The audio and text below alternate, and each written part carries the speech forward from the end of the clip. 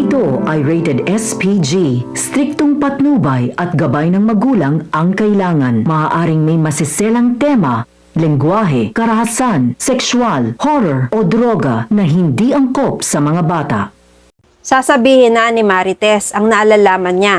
Gagawin din kaya ni CRD ang ginawa ni Lorena na pagtakpan ng anak nila? Abangan natin sa Lilet Matias, attorney at law. Napakabait ni Lilet kay Lorena. Nagilty kasi siya sa panahon na pinagbibintangan niya si Lorena na siya ang pumatay kay Attorney Meredith. Nagpasalamat si Lilet kay Lorena sa patuloy na pagsuporta sa kanya sa kabila ng masamang pagtrato niya rito. Pero kinakain na si Lorena ng konsensya niya. Walang kaalam-alam si Lilet na tinatraidor na siya ni Lorena. Pinagtatakpan ni Lorena ang kasamaan na ginawa ni Ino kay Attorney Mir. Pero hindi natutulog ang katarungan. Lalabas na ang katotohanan dahil hindi na rin pinapatulog ng konsensya niya si Marites, ang kasambahay ni na Lorena. Siya ang inutusan ni Lorena na maglinis ng mga damit ni Ino. Isang gabi na umuwi siyang duguan galing sa bahay ni Attorney Mir. Inutusan ni Lorena si Marites na itapon o kaya ay sunugin na lang ang mga damit para walang ebidensya. Pero dyan siya nagkakamali dahil itinago pala ito ni Marites. Hindi siya mapakali dahil isang inosenteng tao ang nakakulong ngayon dahil sa kasalanan ng tunay na kriminal. Naaawa si Marites kay Lilet. Hindi na rin matiis na sabihin ito kay CRD. Isang araw, sa sobrang pag-iisip ni Marites, ay kinuha niya ang tinago niyang mga damit na duguan. Sasabihin na niya ang mga nalalaman kay CRD. Nakakuha ng tiyempo si Marites. Nilapitan niya si CRD habang nag-iisa. Sir, hindi na po kaya ng konsensya ko. Meron po akong gustong sabihin sa inyo. Sasabihin ko na po ang nalalaman ko.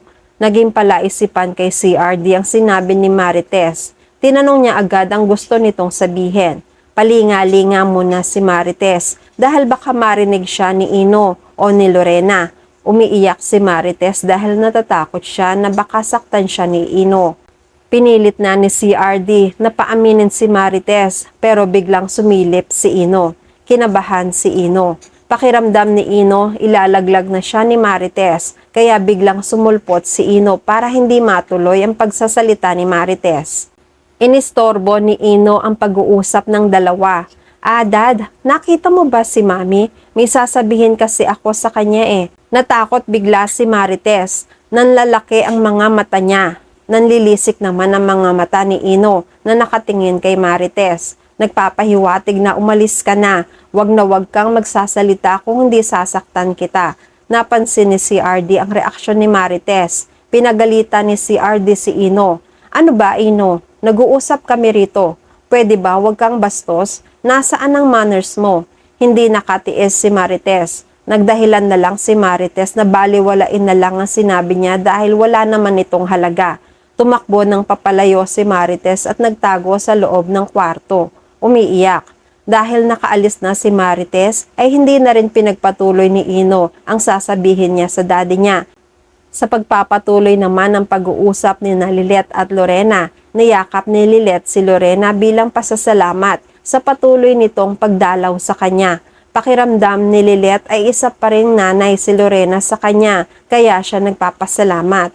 Pero tumayo bigla si Lorena. Hindi deserve ni Lorena ang kabaitan na binibigay ni Lilet sa kanya. Sa isip ni Lorena, sinasakripisyo niya si Lilet sa kasalanan ng anak niya. Nagulat si Lilet. Ano pong ibig niyong sabihin ka, Lorena? Biglang nahimasmasan si Lorena. Sa isip niya, si Ino pa rin ang mas matimbang sa puso niya kaysa kay Lilet dahil siya ang tunay niyang anak. Nagdahilan si Lorena. Hindi ko deserve na ituring mo akong ina dahil marami rin akong pagkukulang sa'yo. Hindi man lang kita na ipagtanggol para hindi ka makulong. Ikaw ang nagbabayad sa kasalanan na hindi mo naman ginawa. Patawarin mo ako, Lilet, dahil hanggang dito lang ang kaya kong gawin para ipagtanggol ka. Naiyak naman silang dalawa. Nagyakapan silang ulit. Naiintindihan ni Lilet ang mga sinasabi ni Lorena at wala tong anuman sa kanya. At yan ang mga pakakaabangan natin sa Lilet Matias, attorney at law. Please like this video and please subscribe to my channel at magkita-kita po muli tayo sa mga susunod pang episodes.